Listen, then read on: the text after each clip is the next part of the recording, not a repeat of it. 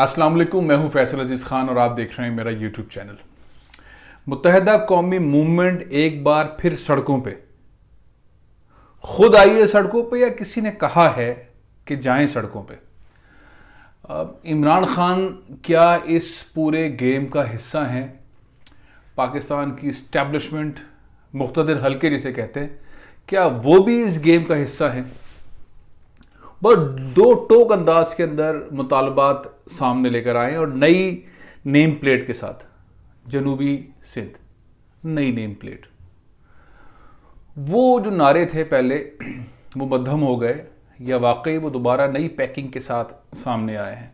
मुत्तहिदा कौमी मूवमेंट पाकिस्तान जो बात कह रही है वही बातें उसके जो मुख्तलिफ धड़े हैं वो भी यही बातें कह रहे हैं। और मामला कचरा ना उठने का है, सड़कें ना बनने का है, ट्रांसपोर्ट ना मिलने का है, ट्रेनें ना चलने का है, तरक्की ना होने का है, पानी ना मिलने का है, और रोज़गार में जो कोटे के हिसाब से रोज़गार के मौके मिलने थे वो ना होने का है, हैदराबाद में यूनिवर्सिटी ना बनने का है। ये इस जैसे बहुत छोटे बड़े बहुत सारे मुतालबात जो वाकई बुनियादी मुतालबात हैं एक ऐसे शहर के लिए जो पूरे पाकिस्तान को चलाता है, जो पूरे सिंध को चलाता है। जो बात मुराद अली शाह वफाक को कहते हैं कि हमें पैसे नहीं दे रहे, वही सारी पार्टियां मुराद अली शाह को कहती हैं कि तुम पैसे नहीं लगा रहे। और जो लगभग डेटा टोटल सामने आया है, कहा जा रहा है 8,000 अरब रुपए से जायद पाकिस्तान पीपल्स पार्टी की सिंध हुकूमत ने खर्च किए हैं पिछले 13 साल में। 8,000 अरब रुपए खर्च हुए हैं। वो कराची में लगे हैं, वो लड़काना में लगे हैं, वो नवाबशाह में लगे हैं। ये बहुत बड़े बड़े सवाल हैं कि ये पैसे गए कहाँ हैं। बहरहाल ये जो रैली निकली है, बहुत अरसे के बाद MQM ने रैली निकाली है। ये रैली किसी के इशारे पे निकली है, कुछ नॉकिंग के लिए निकली है, कुछ फोरकास्ट करने के लिए निकली है। बजट पास हुआ और मुत्तहिदा कौमी मूवमेंट सड़कों पर। 3 साल से क्यों खामोश? वफाक के साथ इतना ज़्यादा करीब है वफाकी हुकूमत के, वजारत है उनके पास, बड़ी अहम वजारत है। सारा सिस्टम जो पाकिस्तान का अगला 2023 के अंदर चलने जा रहा है, बनने जा रहा है डिजिटल वोटिंग के हवाले से, ओवरसीज पाकिस्तानीज की वोटिंग के हवाले से, उसमें जो रोल प्ले कर रही है वो इंफॉर्मेशन टेक्नोलॉजी की वजारत है। अमीरुल हक साहब बहुत सारी टीम्स के साथ काम कर रहे हैं। तो MQM के पास एक ही वजारत है, लेकिन वो पूरे पाकिस्तान के मुस्तकबिल को लेके आगे बढ़ रही है वजारत।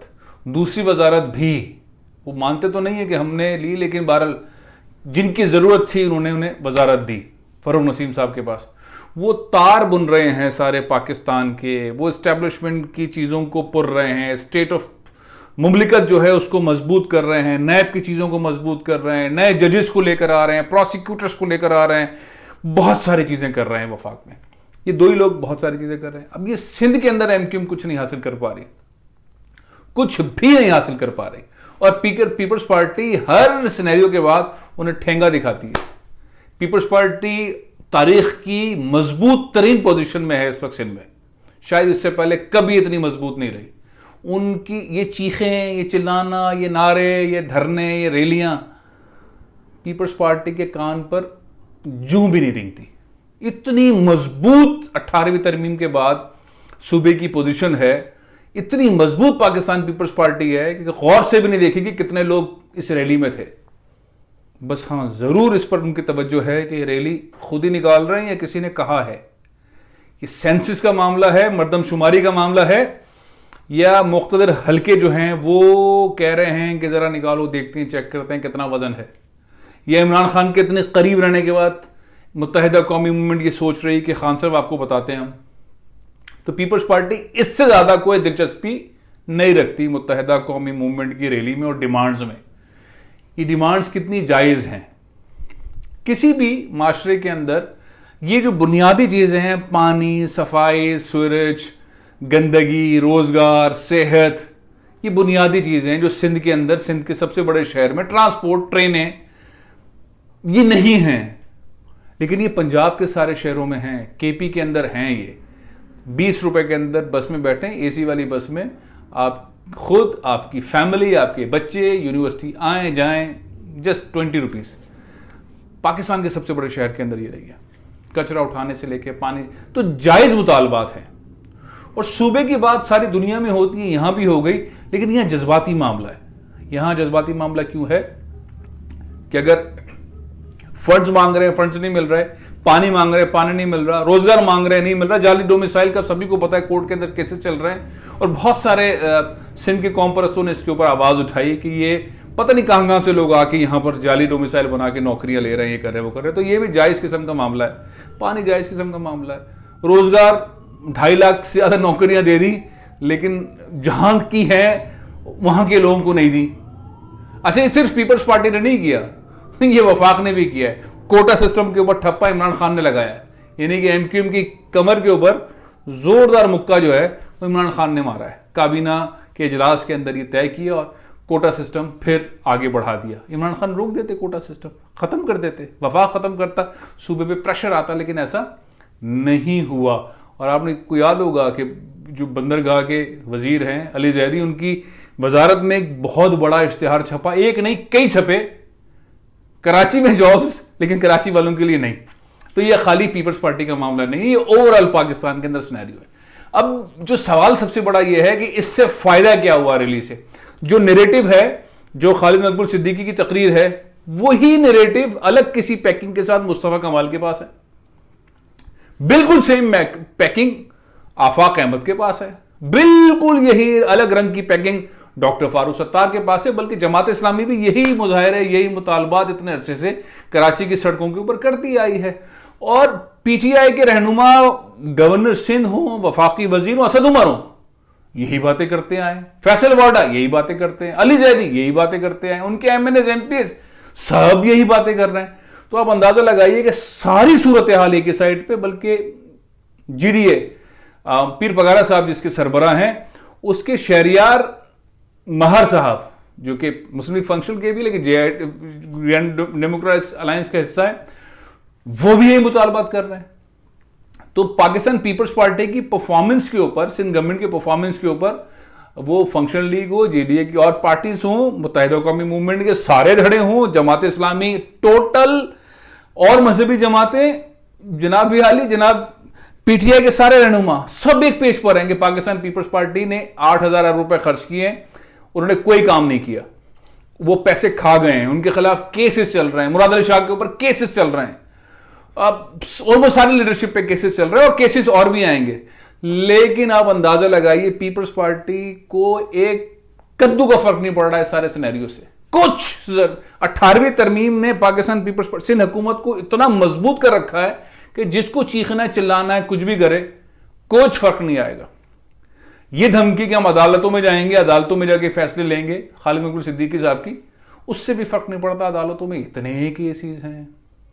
तो इन द एंड जब वजीर आजम पाकिस्तान 9-10 महीने कराची ही तशरीफ न लाए, जिन्होंने कराची से वोट लेके कामयाबी हासिल की, जिनकी पार्टी ने सबसे ज्यादा सीट्स कराची से ली, उनके लिए कराची नो गो एरिया है, वो कराची ही नहीं आते। अब वो खालिद मकबूल सिद्दीकी साहब की जितनी तारीफें करते हैं, नज़ाकत, शाइस्तगी, काबिलियत, ये तमाम तारीफों के बावजूद भी इमरान खान साहब कुछ नहीं कर रहे मुत्तहिदा कौमी मूवमेंट की डिमांड्स के ऊपर, कराची की डिमांड्स के ऊपर, कराची के लोगों के मसाइल के लिए। ना ट्रेन, ना बस, ना पानी, ना सड़कें, ना जॉब्स, ना सेहत, कुछ नहीं, जीरो, सिर्फ वादे और ऐलानात।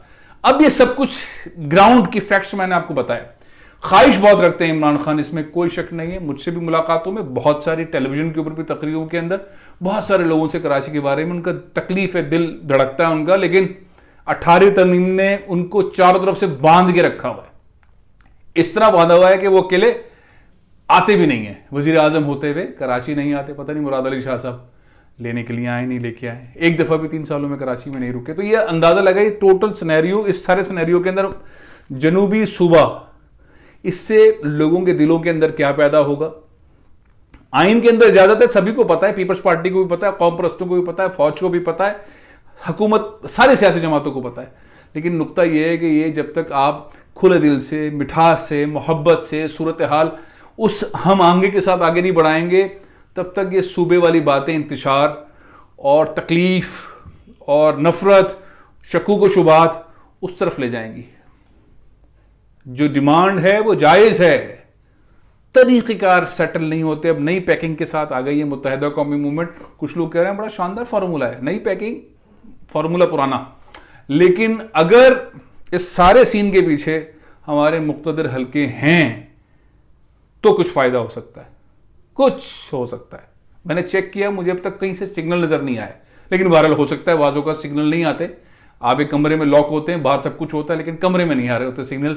हो सकता है जिस कमरे में हमें वहाँ सिग्नल नहीं आ रहे। लेकिन बहरहाल ये बहुत डिफरेंट किस्म का एहतजाज था कराची वालों की सियासी जमात का। लेकिन इस सारे सियासी जमात के लोगों और इनके नैरेटिव के साथ मिलते जुलते तमाम लोगों का मुतालबा तो एक ही है कि कराची के लोगों को जो टैक्स दे रहे हैं उनको उतने ही सहूलियात मिलें। और ये पाकिस्तान के लोग भी समझ गए। लेकिन मैं आपको बताऊं, पाकिस्तान पीपल्स पार्टी 2% तमाम चीज़ों को जवाब देने को तैयार नहीं है। वो पुरानी बातें कर कर उलझाने की बातें करते हैं, जो कि सियासत के अंदर मैं समझता हूं जायज़ बात है, उन्हें करनी भी चाहिए।